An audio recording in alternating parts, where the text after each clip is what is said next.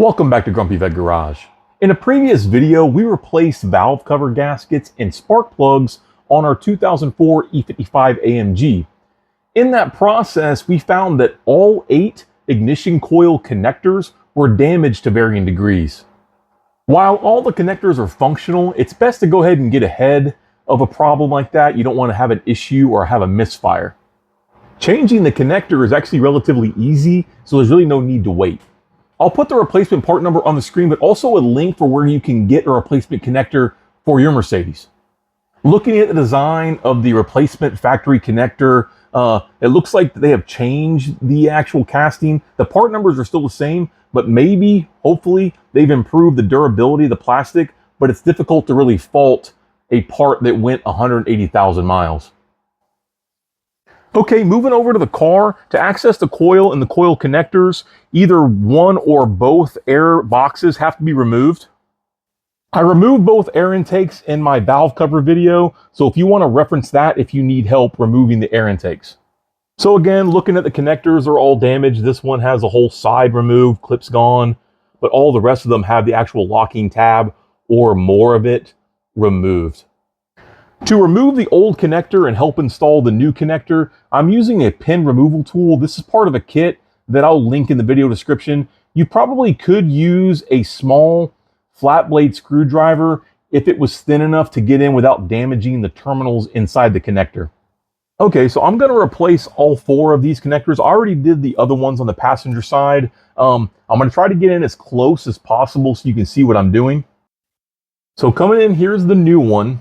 And as you can see on the new one, it's got the 3 tabs. So we're going to be working from that side, and that's the side that you really want to orient yourself from. So as you can see here, we're on the same side with the 3 tabs. You're going to want to break all 3 of these tabs off. Now granted, this plastic's very brittle, so it shouldn't be very difficult to break it off. I put a towel down just to catch these pieces as they fall off. As you can see, it doesn't take much. They're very brittle.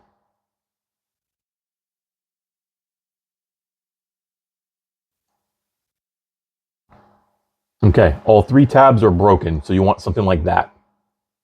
Also, before I go too much further, you can see how deep the actual terminals are in the plug. You're going to want to reference that, which the other ones will give you that reference, but how deep they are. Now coming in with the tabs up, you're going to want to come in with this tool, and you're going to want to go above the terminal. So here's the terminal. You're going to want to go above it, in between it and the plastic.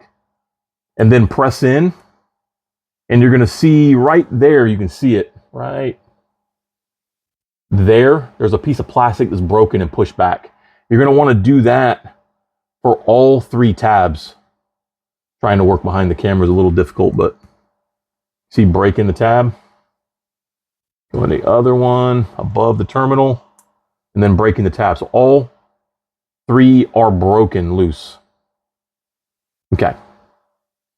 Now what you're going to do is you're going to take the blade of your screwdriver, or this tool, I really do recommend this tool, turn it sideways to get the face of the terminal, and you're going to want to push it back.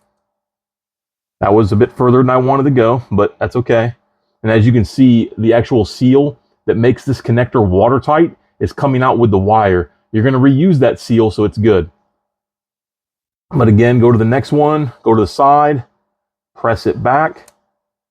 There you go, coming back. You don't want the wires to come out just yet. And then press back. So all 3 of these are now free. Go ahead and have your other connector handy and ready. Have it oriented the right way. So tabs on top, the broken tabs on top. You're then going to grab all 3 of these wires. You're going to grab all 3, pull them out, and then go straight to the new connector. Also make sure that the blades are staying flat, that they're not rolling over.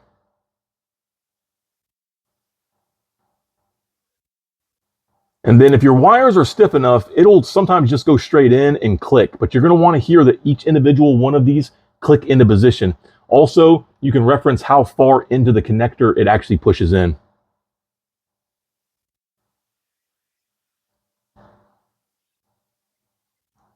I heard one go. Okay. So as we can see there, it looks like this first one is in and the other two are not. You can keep pushing the wires to try to get it to click in, but also you can carefully come in with the back of this pin removal tool or your flat blade screwdriver and just push until you hear it click. You're not wanting to damage the wire, you're just trying to push the terminal. And I heard a click. I don't know if you heard it on the camera. And then I'm going to the middle one.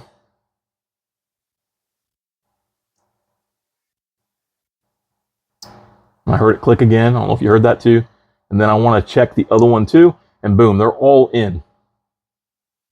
Another thing you can check is the tabs on top. Make sure they're all the way flat. If they're still being pushed up by the terminals going back into the connector, they'll turn around and be lifted and you can press them down. But these are all fully seated. Hope you can see that. They're all fully seated. And this connector is now done. Another good practice to have, just in case you want to make sure that it's all the way in, is give the wires a good tug. And that's not going anywhere, and it's fully seated. Now you can go ahead and reinstall the connector or continue on replacing other connectors, which I'm going to do. I'm going to do all 8, so I got 3 more to go. If you have any questions about this process, it's relatively easy. Please let me know. I would love to answer your questions. But if you like this kind of content, please consider subscribing to Grumpy Vet Garage, liking this video, sharing this video. To support the channel, we have a Grumpy Vet Garage merch store and affiliate marketing links in the video description. Using those links to make any purchase supports the channel. But as always, thanks for coming and seeing me in my garage, and until next time, have a good one.